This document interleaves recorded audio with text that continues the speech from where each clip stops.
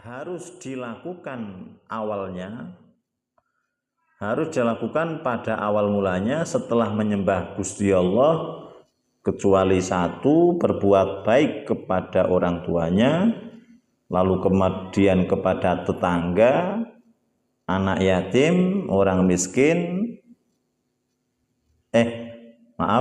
yang ketiga adalah keluarga, anak yatim, miskin, tetangga yang dekat dan tetangga yang jauh, dan seterusnya. Wasahibi bil jambi, dan seterusnya. Ini adalah kepada siapa kita berbuat baik.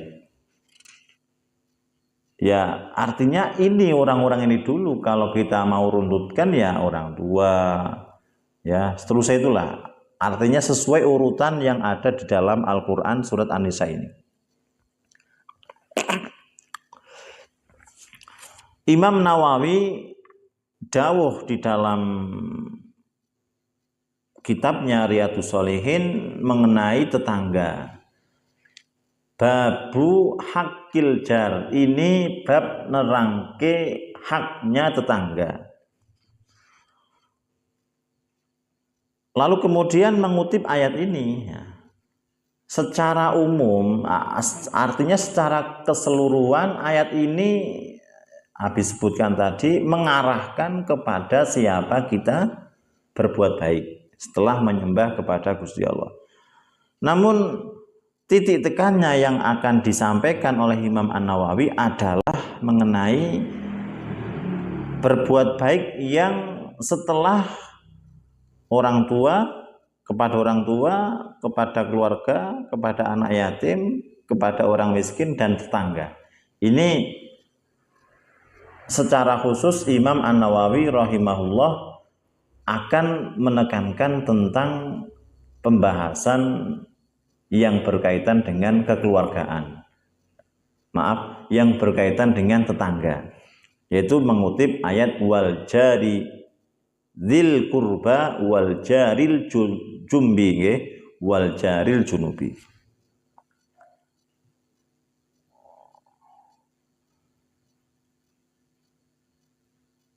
Hakul jar ay ma yastahiquhu,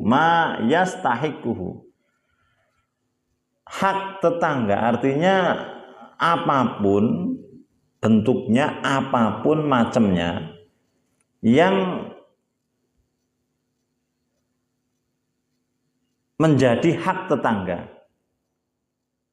Apapun bentuknya, macamnya yang menjadi haknya tetangga. Seperti bahasa suami punya hak atas istri, istri punya hak atas suami. Tadi artinya keduanya punya hak dan saling membebani dan saling menguntungkan. Jadi artinya begini, si suami ya mendapat keuntungan dari istri, ya, istri mendapat keuntungan dari suami. Dalam istilah lain atau bahasa yang lain, suami ini terbebani karena punya hak memberikan nafkah dan seterusnya kepada istri. Lalu kemudian istri punya hak dan artinya punya beban nyenengke, taat kepada suami dan seterusnya. Sehingga ayat yang lain, soal hadis yang lain termasuk misalnya ar-rajulu ra'in wa mas'ulun an ra'iyatihi, terus al-mar'atu ra'in fi baiti zawjiha dan seterusnya itulah. Jadi itu semuanya hak daripada keduanya. Dan ini kita punya tetangga, artinya tetangga kita ini punya hak dari kita. Kita harus memberikan haknya kepada tetangga. Ya tentunya sebaliknya, sama dengan suami istri tadi. Bila mana kita menjadi tetangga, kita punya hak dari tetangga itu. Saling punya hak, saling mendapatkan untung dan juga saling mendapatkan beban, yaitu hak itu tadi. Artinya terbebani dengan haknya tetangga.